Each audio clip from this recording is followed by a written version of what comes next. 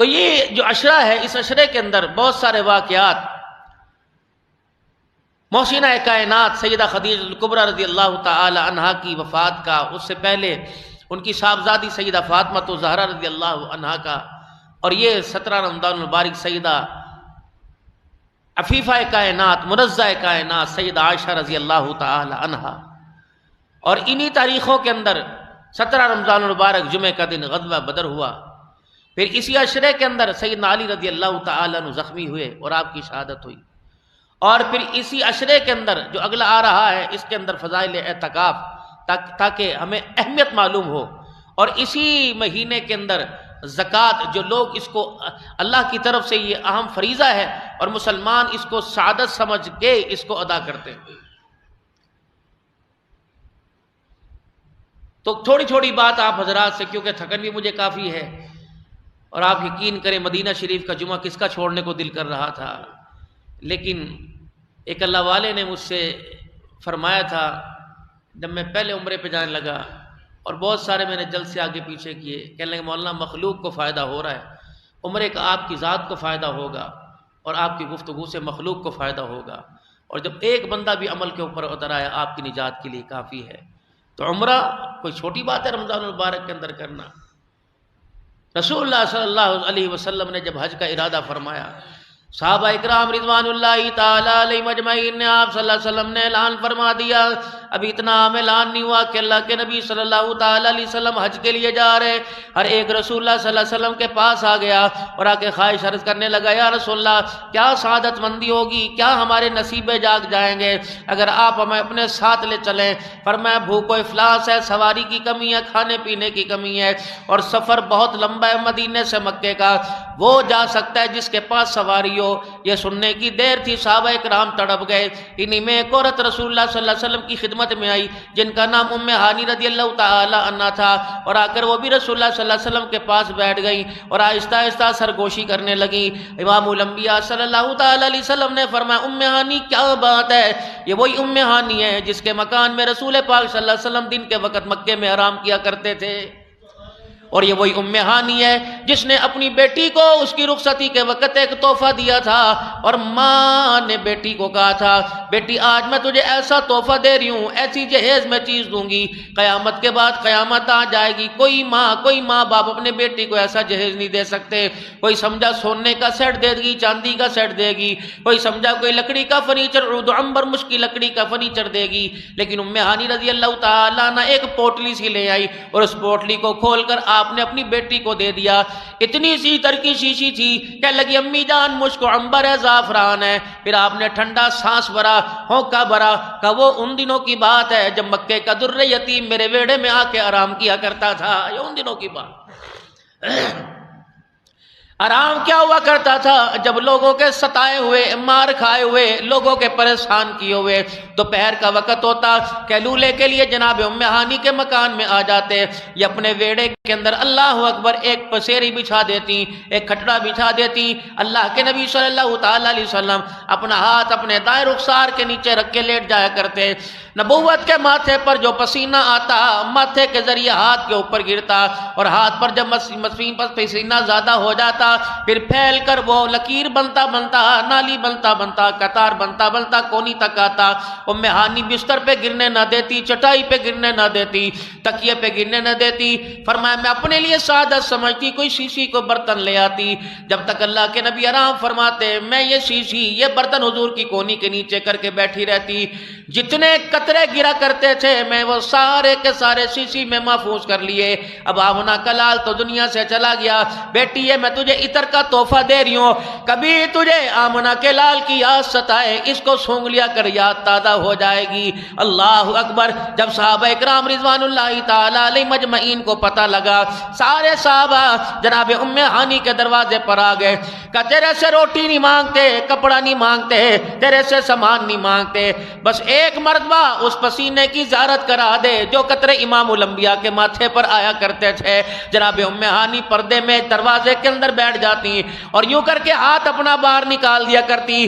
صحابہ رو رو کے کہتے ام ہانی تو نے عطر دکھا تو دیا، عطر تو ہمیں سنگھا بھی دے۔ اما ام ہانی کہتی ہیں میری کہاں طاقت تھی، میں یوں کر کے ڈھکنا کھولتی، پھر میں ڈھکنے کا اوپر کا حصہ کھول کے یوں کر کے میں شیشی باہر کر دیتی، وہ شیشی جو پسینے کے قطروں کی خوشبو باہر آیا کرتی، مدینے کی گلی مدینے کے در و دیوار معطر ہو جایا کرتے۔ مجھے نہیں پتا صحابہ کرام کی کیفیت کیا ہوتی، لیکن مجھے باہر سے دھڑ دھڑ زمین پہ گرنے کی آواز آیا کرتی۔ میں کہتی سونگنے والوں کیا ہوا؟ کہ رب کعبہ کی قسم پسینہ سونگ کر آمنہ کے لال کا چہرہ سامنے آ گیا۔ فرمایا پسینے کی ایسی کیفیت ہوا کرتی تھی، لوگ پسینے کی خوشبو سونگ سونگ کے ام ہانی رضی اللہ تعالیٰ عنہ کے دروازے کی چوکٹ پہ بے ہوش ہو کے گر جایا کرتے تھے۔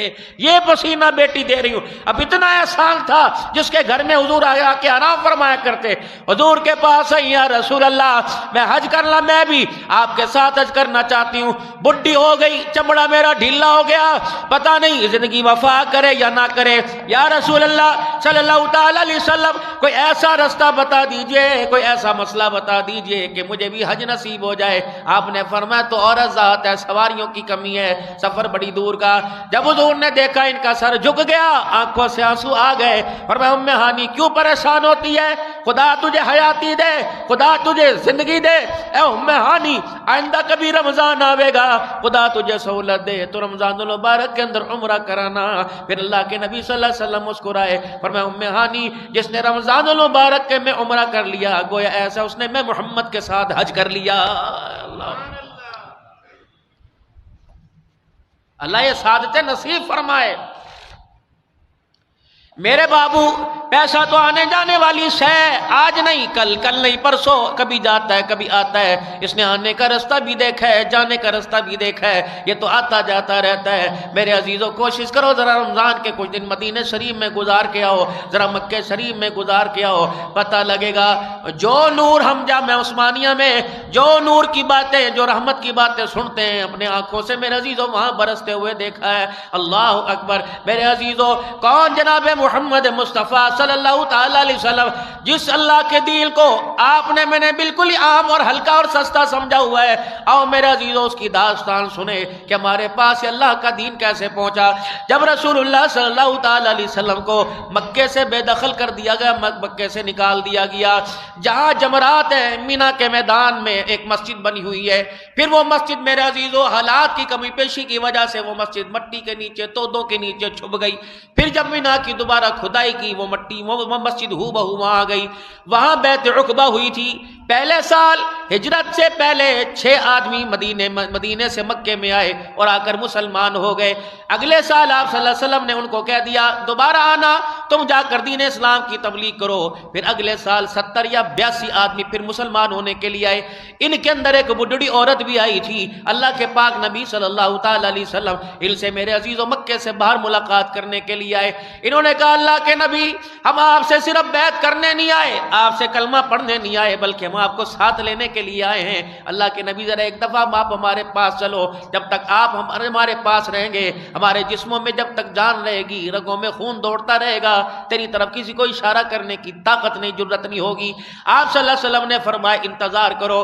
وہ بڈھڑی عورت سن رہی تھی، نوجوانوں کو بلایا، ادھر آؤ میرے پاس، یہ آپس کے اندر کیا بات ہو رہی ہے؟ وہ کہنے لگے کہ اللہ کے نبی صلی اللہ علیہ وسلم نے آنے کا وعدہ کر لیا ہے۔ اللہ اکبر۔ کہنے لگی میں اس سیانی، میں نے بال کوئی کالے سفید میں نے دھوم میں نہیں کیے، میرا تجربہ زیادہ ہے، آج حالات ایسے کل حالات ایسے، ہم پردیسی لوگ ہیں، ہم اجنبی لوگ ہیں، دیش تو اس کا یہ ہے، رشتہ دار اس کے یہاں ہیں، ماں باپ کا خاندان یا ابے کا خاندان یا دادے کا خاندان یا اس کے تائے چاچے، جاؤ جا کے وعدہ لو کملی والے آپ ہمارے پاس آئیں گے، واپس جائیں گے تو نہیں۔ اللہ اکبر اللہ اکبر۔ حضور نے یوں کر کے نظر اٹھائی، فرمایا بڑی شانی باتیں، بڑی شانی تھی، بڑی اونچی بات کر گئی۔ وہ جوان آئے، ہم نہیں کہہ رہے یا رسول اللہ، اماں کہہ رہی ہے کہ مدینے میں آنا ہے، پھر ہمارے پاس رہو گے، کل تیرے ابا و اجداد کے ساتھ صلح ہو جائے، تیرے رشتہ داروں کے ساتھ صلح ہو جائے، محمد تو ہمیں چھوڑ کے آئے گا تو نہیں۔ حضور کی اکھیوں میں آنسو آ گئے، سبحان اللہ۔ تم تاریخ پڑھو اسلام کی، تمہیں وفائیں نظر آئیں گی۔ اکھیوں میں آنسو آ گئے، پھر آپ نے وہ جملے ارشاد فرمائے، اللہ اکبر، پھر آپ نے جملے ارشاد فرمائے محمد بے وفائی نہیں کرے گا، آج چند دن کے لیے تم میرے ساتھ وفا کرو، قیامت کی صبح تک میں تمہارے میں رہ کے تمہارے ساتھ وفا کروں گا۔ آج بھی میرے عزیزوں پیدا مکے میں ہوئے، آرام مدینے میں فرما رہے ہیں۔ پھر ایک موقع پر جب فتح مکہ ہو گیا، صحابہ کرام آپس کے اندر باتیں کرنے لگے، انصار مدینہ لگتا ہے مکے کے لوگ حضور کو لے جائیں گے، بیت اللہ شریف کی رحمت، بیت اللہ شریف کی محبت آپ کو، آپ کی تڑپ آپ کو کھینچ کے مکے لے جائے گی۔ آپ علیہ السلام نے سارے انصار کو بلایا، انصار مدینہ ادھر آؤ، تم کیا سمجھے؟ پھر نبی نے خطبہ سنایا، تم کیا سمجھے ہمارا کوئی وارث نہیں تھا اللہ کے علاوہ، زمین پر ہم اکیلے تھے، تم نے ہمیں سہارا دیا، ہم بے گھر تھے، تم نے ہمیں گھر دیا، ہم بھوکے آئے تھے، تم نے ہمیں کھانے کو دیا۔ انصار مدینہ نے بھی تاخیر کر دی تھی، اپنے گھر کے دروازے کھول دیے، اپنے بچے اپنی بیوی کو اٹھا کے باہر کھڑا کر دیا کہ یا رسول اللہ اور آپ ہمارے سے کیا چاہتے ہیں؟ یہ گھر آپ کا، یہ در آپ کا، ہم باہر درختوں کے سائے میں رہیں گے، محمد تیرے گھرانے کو اپنے گھر کے اندر جگہ دیں گے۔ یا رسول اللہ کپڑا نہیں بتاؤ ہم کپڑا دیں گے، کھانا نہیں بتاؤ ہم کھانا دیں گے۔ پھر ایک وقت میرے عزیزوں انصار مدینہ پر ایسے بھی آیا تھا، اللہ اکبر، خود پیٹ پہ پتھر باندھ رہے تھے، نبی کے مہمانوں کو کھانا کھلا رہے تھے۔ جب یہ سارا منظر فرمایا پٹتے ہوئے آئے تھے، ہمیں کوئی سہارا نہیں دیتا تھا، ہمیں رہنے کے لیے چھت نہ تھی، تم نے ہمیں چھت دی، تم نے ہمیں سہارا دیا، پھر محمد بھی تمہارے ساتھ بے وفائی نہیں کرے گا، سارے مدینہ آ جاؤ، دو پہاڑوں مکے کے لوگ اس پہاڑ کے اوپر جائیں، کچھ لوگ اس پہاڑ کے اوپر جائیں، انصار مدینہ اس پہاڑ کے اوپر جائیں۔ اے انصار پتہ ہے میں کس پہاڑ پہ جاؤں گا؟ اس پہاڑ پہ جاؤں گا جس پہاڑ پر تم جا رہے ہوگے۔ پھر آپ نے فرمایا تم کیا سمجھے میں تمہارے ساتھ بے وفائی کروں گا؟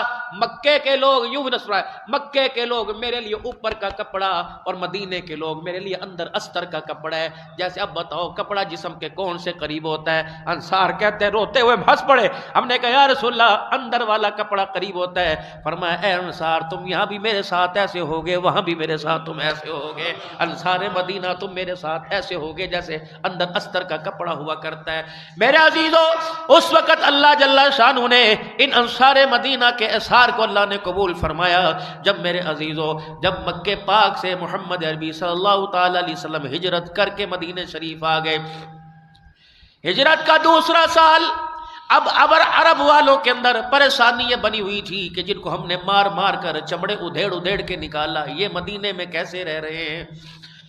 یہ آپس کے اندر تیاری کر رہے ہیں، سوچ رہے ہیں۔ اسی اثنا کے اندر ابو سفیان رضی اللہ تعالیٰ عنہ مسلمان نہیں ہوئے تھے، پورے مکے والوں کے پیسے سے مال خرید کر، جنس خرید کر میرے عزیزوں ملک شام کی طرف تجارت کی طرف نکل گئے۔ جب واپس آئے تو انہیں اس سال بہت زیادہ فائدہ ہوا۔ رسول اللہ صلی اللہ تعالیٰ علیہ وسلم کو پتہ لگا کہ ابو سفیان تجارت کا مال لے کے آ رہے ہیں، اور یہ مال اگر ان کے پاس واپس چلا گیا تو یہ مال یہ ہمارے پر ہمیں پریشان کرنے کے لیے خرچ کریں گے۔ آپ صلی اللہ تعالیٰ علیہ وسلم نے صحابہ اکرام رضوان اللہ تعالیٰ علیہ مجمعین سے مشورہ کیا کہ ابو سفیان اپنا مال لے کے آ رہے ہیں، ان کے مال کو قابو کرو تاکہ ان کی معیشت کو، ان کی تجارت کو کمزور کیا جائے، تاکہ یہ اسلحہ نہ خرید سکے، ہمارے پر چڑھائی نہ کر سکے۔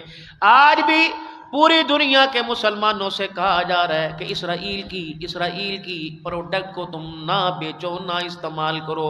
اللہ اکبر، میں تو جہاز کے اندر اس مرتبہ بھی خدا کی قسم رو رہا تھا، ایسا لگ رہا تھا میرے عزیزو جیسے عام دن ہوتا ہے، ایسے مسلمان بھائی ناشتے میں لگے ہوئے تھے۔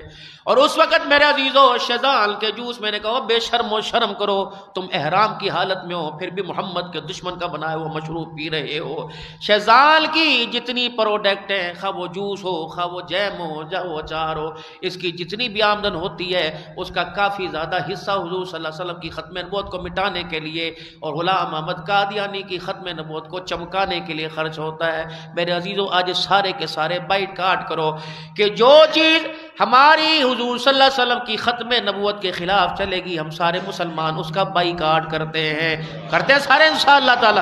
جوس کا، کیچپ کا، جیم کا، جتنی الیکٹرک سامان ہے وہ میرے عزیز و ختم نبوت والے آپ کو پمفلٹ بانٹتے پھر رہے ہیں، لیکن ہمارے پاس میرے عزیز و موبائل دیکھنے کا وقت ہے، ان چیزوں کا وقت نہیں۔ اب بھی 28 تاریخ کو وہ جو ہمارے آرمی، وہ ہمارے جو چیف جسٹس صاحب نے فیصلہ سنا دیا تھا وہ قادیانیوں کے حق میں، ان کے ترجمے کے حق کے اندر 28 تاریخ کو میرے عزیزو پتہ نہیں میرے عزیزو کیا فیصلہ ہوتا ہے۔ اللہ تعالی ہمارے جج کو بھی عقل سلیم عطا فرمائے۔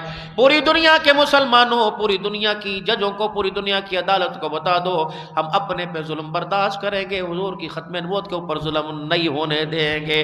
کہو تاج و تخت ختم نبوت، تاج و تخت ختم نبوت، تاج و تخت ختم نبوت۔ اللہ کی قسم اٹھا کے کہہ رہا ہوں کہ آپ کا پیغام، آپ کا میرا پیغام آج کے دن حضور صلی اللہ علیہ وسلم کے روزے انور کے اندر پہنچ گیا ہے، پہنچ گیا، خدا کی قسم پہنچ گیا ہے۔